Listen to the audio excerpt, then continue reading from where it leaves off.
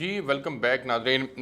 مولانا سلمان شاکر صاحب، سر جو موجودہ صورتحال ہے پاکستان کے اندر مذہبی آزادی کو لے کر کے، اس کو مزید بہتر کرنے کے لیے علماء کرام کیا کردار ادا کر سکتے ہیں؟ جی دیکھیں، اس میں ممبر و محراب سے ایک مؤثر آواز بلند کی جا سکتی ہے، اور خطبہ جمعہ بالخصوص میں کہتا ہوں ایک تقریر کا نام نہیں ہے بلکہ خطبہ جمعہ ایک انسٹیٹیوٹ ہوتا ہے. تو ہمارے علماء کو چاہیے، ہمارے جو مذہبی قائدین ہیں ان کو چاہیے کہ اس رواداری کے فروغ کے لیے عوام الناس میں اس اویئرنیس کو ضرور عام کریں.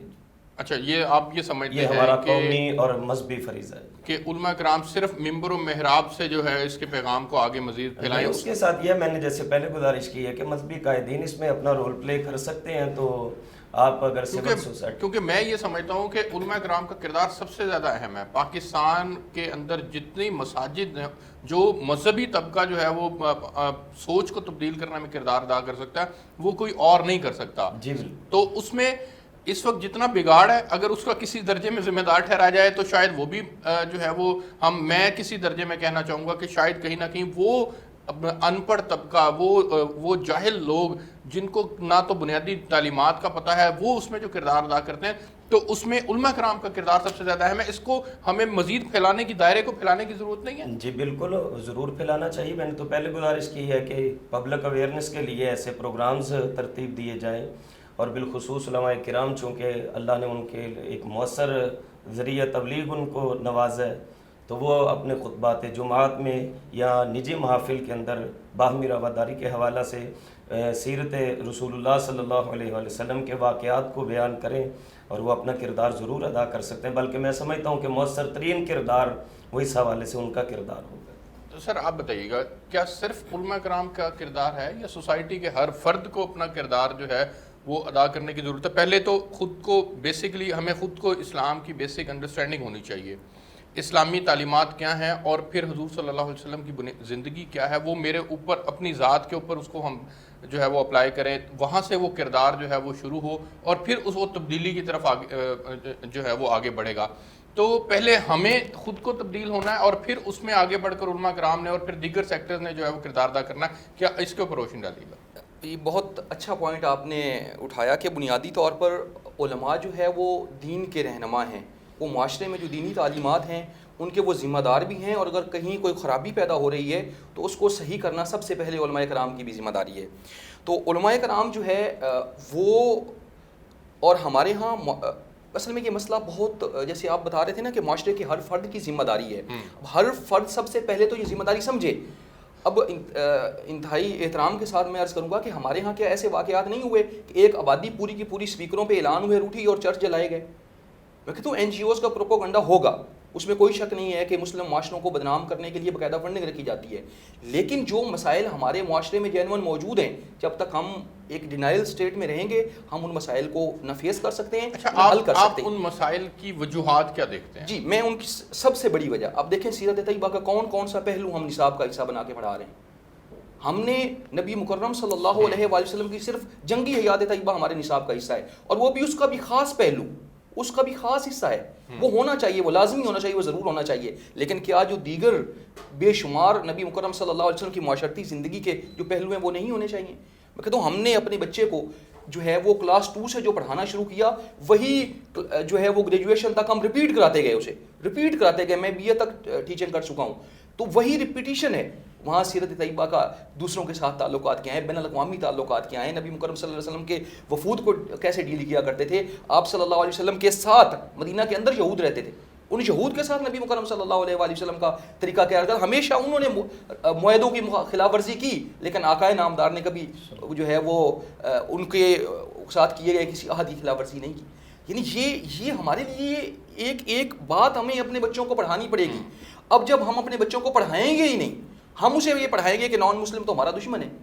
جب تک ہم اس ذہن سے نہیں نکلیں گے انتہائی معذرت کے ساتھ. دیکھیں جہاں تک بات ہے نا اقلیتوں کے ساتھ تو برابری کا سلوک کیا جاتا ہے، یہ اسلامی کلچر کا حصہ بھی ہے اور ہمارے ملکی دستور کا اہم جز بھی ہے. اس میں میں آپ کے سامنے 11 اگست 1947 کی قائد اعظم کی تقریر کا حوالہ دینا چاہوں گا، جس کے اندر آپ فرماتے ہیں کہ پاکستان کے تمام شہریوں کو برابری کی بنیاد پر حقوق حاصل ہوں گے. اس کے اندر جو تفصیل کے ساتھ جو قائد اعظم صاحب نے فرمایا وہ میں آپ کو بتاتا ہوں کہ آپ آزاد ہیں اپنے مندروں میں جانے کے لیے،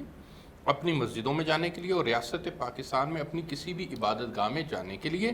آپ کا تعلق کسی بھی مذہب سے ہو، ذات یا نسل سے ہو، ریاست کا اس سے کوئی لینا دینا نہیں ہے۔ یہ تو قائد اعظم رحمۃ اللہ علیہ نے بھی واضح کر دیا تھا، آئین پاکستان کے اندر بھی یہ چیزیں واضح ہیں، تو ہم اقلیتوں کو برابری کے حقوق تو پورے دیتے ہیں۔ اچھا دیکھیے، یہ قائد اعظم رحمۃ اللہ علیہ کی جس تقریر کا آپ نے حوالہ دیا، اس کے اوپر بھی ایک ڈیبیٹ ہے،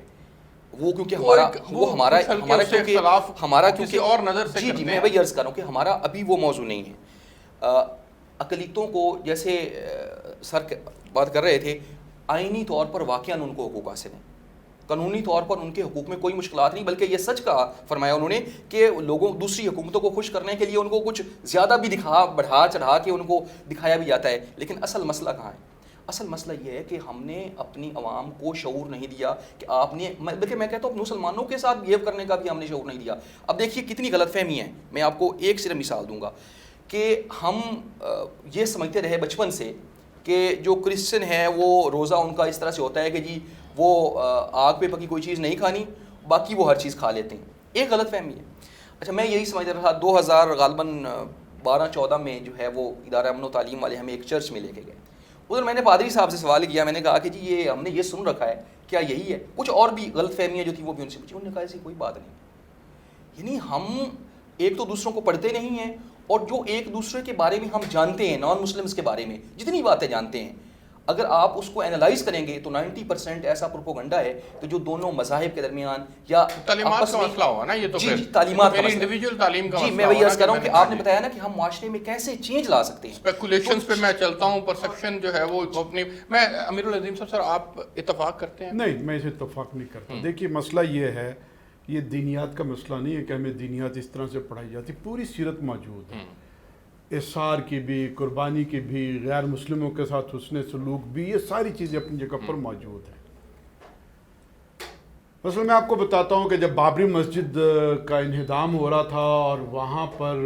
ایک فسادات شروع ہوئے تو پاکستان کے اندر بھی یہ لہر آئی، اور کچھ لوگ یہاں مظاہروں میں آئے اور انہوں نے جین مندر اور کچھ اور جگہوں پہ آگ لگانی شروع کری،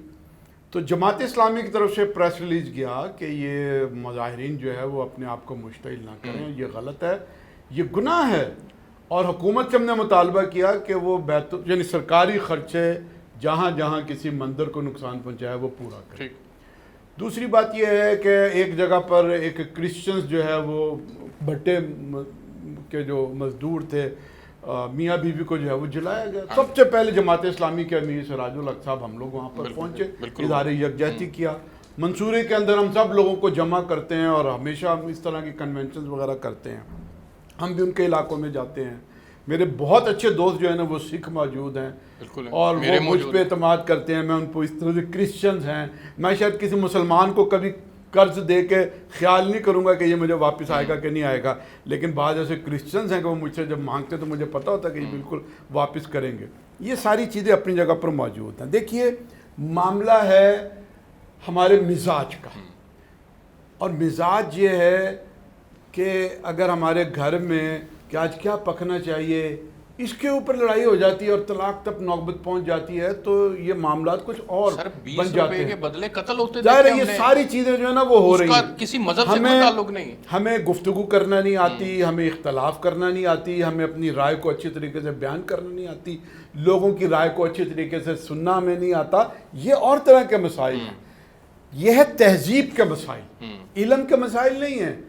جب آپ تہذیب ترقی کریں گے، تہذیب کو ٹھیک کریں گے اور لوگوں کو رہنا سہنا پڑھنا لکھنا اور اس سے چیزیں اخذ کرنا اور کردار بنانا، تب یہ ساری چیزیں اور امپروو ہوتی چلی جائیں گی۔ بالکل ٹھیک ہے، مجھے نا ایک بریک پہ جانا جی، میں بریک سے واپس آتا ہوں تو پھر تھوڑی سی بات کریں گے آزادی اظہار رائے کے اوپر کہ اس کی جو ایگزیکٹ پرسیپشن ہے وہ جو اس وقت موجود ہے کیا وہ بالکل ٹھیک ہے، مغرب نے اس کو کس طرح سے لیا، اور اس کی آڑ میں جو ہم دوسروں کے